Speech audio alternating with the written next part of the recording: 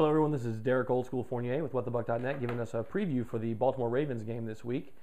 This is an interesting game. It shapes up very well. Another prove-it opportunity for the Buccaneers who travel to Baltimore, and as has been pointed out by everyone and their brother, the Buccaneers are a great story but not necessarily a great team. At least that seems to be the prevalent opinion in the marketplace here in the NFL ranks. The Ravens, however, are looked at as a Super Bowl contender. Now, when you look at these two on paper, statistically, they actually match up fairly well. The points allowed, yards per game, all these things match up fairly well. One of the statistics that I found out matched up really well that I didn't expect when I was doing my prep work is when you look at the sort of holy trinity of sacks, pressures, and hits on the quarterback. Now, I use data from Pro Football Focus. Those guys do a great job. They grade out the film. And when you compare the two, now I know that this may be an aberration because the Buccaneers got 6 sacks last week against San Francisco. But last time I checked, San Francisco was the favorite in that game that they got shut out in. Tampa Bay's got 15 sacks, 26 hits, and 80 pressures on the year so far. Now, the pressures have been something that's been going along the line, even with Gerald McCoy, who people have been labeling a bust inappropriately. The Ravens, who are sort of a vaunted defense, known for the pressure that they generate, 19 sacks, 33 hits, and 74 pressures. Now, why does all that matter, right? Because Raheem Moore says stats are for losers. Well, it matters because Joe Flacco, quarterback for the Ravens, outstanding quarterback, efficient, smart, kind of a cerebral quarterback, not particularly mobile. You're going to know where he's at. When I went back and watched the tape from the Atlanta Falcons game, which I thought was a pretty decent comparison game, the defense always knew where he was. He's not going to evade you the way Josh Freeman can evade you with his side-to-side motion. But what becomes interesting is he turns into a very human quarterback. Now, I know that one of the other videos talked about how he drops off on third down. I think he goes down to a 66 QB rating on third down, whereas Freeman jumps up to, I think, a 92. So where these two quarterbacks sort of invert, it also happens under pressure where he goes from 100.8 to a 68.8, his only negative spot. So, I mean, this is just basic football, right? You want to get people in bad down and distance, but third downs really do not look to be very good for the Baltimore Ravens. Now, that could be a combination of the fact that they're no longer in their strong suit, which is running the ball with Ray Rice and or Willis McGahee.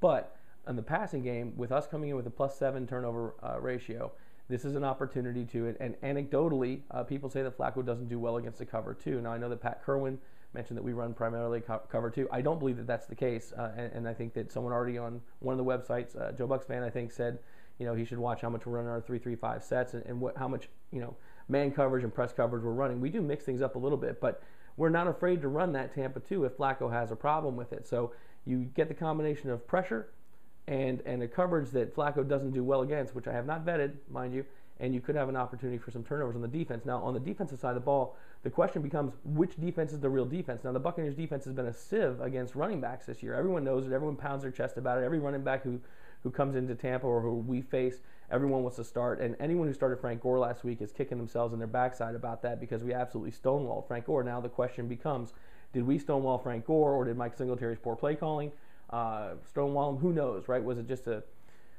amazing combination of wonderful circumstances for the Buccaneers defense, or was that where this defense is starting to get? Now, one of the things we've talked about all year long is that the Buccaneers have made progress week on week on week. On the offensive side of the ball, it's hard not to get excited about the youth at the skill positions with rookie wide receivers and Mike Williams and Aurelius Benz, second year Sammy Stroud, even with injuries, Josh Freeman in there, like Garrett Blunt. There's just nothing but youth across here, and guys that we didn't think were going to be contributory on the offensive side of the ball, like James Lee on the right tackle side, giving us a running game with Garrett Blunt and Cadillac Williams. Now, we're hearing a lot of noise coming in here about the Ravens running game with Ray Rice, which we talked about a little bit. This guy is shifty. He's not a Michael Turner. He's faster than that. They tend to like to run him outside, though if you look at the stats, he gets his best yardage right up the middle. When you watch the Atlanta Falcons game, they'll do a lot of delayed draws. They want to get the linebackers to go flat-footed, which gives him an advantage for his cuts. And once he hits that second level, he can be very, very dangerous. It's not rocket science here. It's about fundamentals of tackling, right? Be in your gap and wrap them up. That's really the only opportunity you have to shut a guy like that down, and then you can control down and distance. Now, on the defense side of the ball, which I sort of started going into, is it an aberration what we did in San Francisco? I'm not sure. Now, apparently Quincy Black is coming back. I think that Dakota Watson and Adam Hayward got some good time in there. I think that the defensive staff is not afraid to put them in if for some reason Quincy doesn't look like he's up to snuff. But the real dilemma is going to be, can we get to Joe Flacco? Can we do what Warren Sapp used to say when we talk about run defense? He'd say, yeah, we tackle the runner on the way to the quarterback.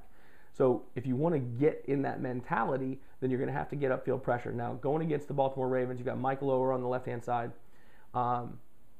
And Styles White has really been coming on. Statistically, Styles White's been outstanding, and he continues to put in good work after good game after good game. He's going to have another good game like that. Gerald McCoy as well.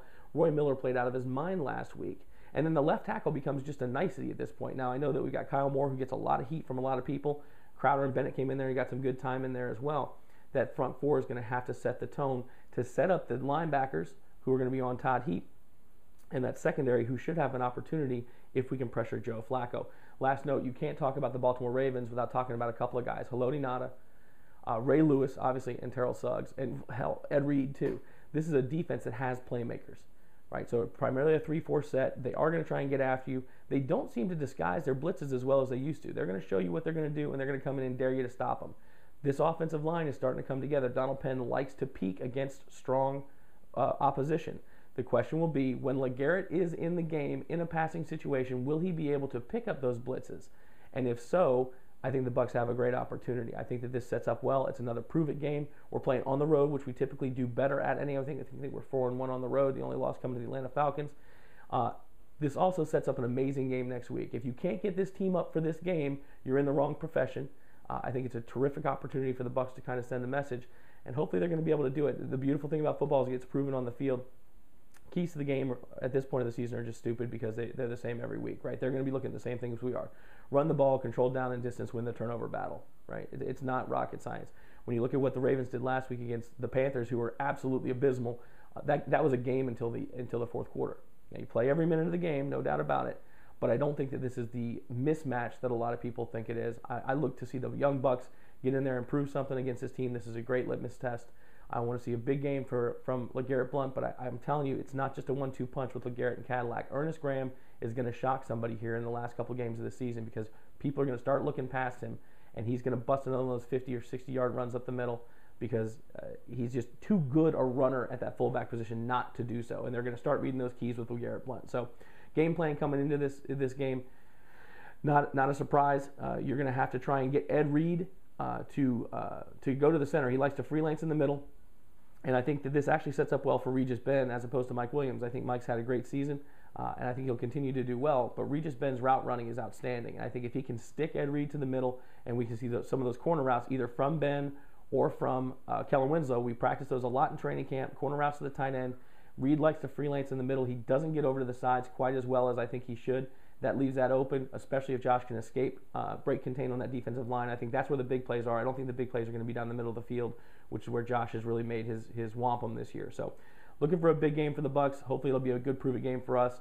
I do see us taking the victory, but I always see us taking the victory because I got the pewter-covered glasses. But hey, we'll see what goes on this week. Let me know what you think about the video. Good luck to the Buccaneers, and hopefully we'll be coming back to Tampa for a throwback game with huge NFC implications.